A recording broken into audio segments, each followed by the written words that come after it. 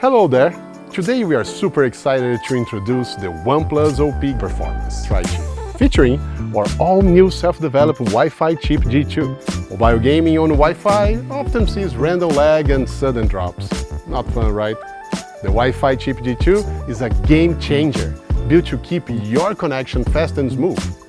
We'll walk you through some real-life scenarios and show you how our new chip powers through them. Ready? Let's go! Let's really push the Wi-Fi chip to the limits.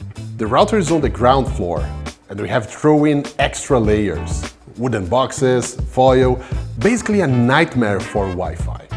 Now we are up on the third floor, with 4 devices connected to the same router.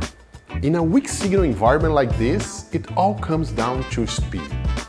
And here is the difference side by side. OnePlus pulls way faster upload and download speeds compared to the other phones.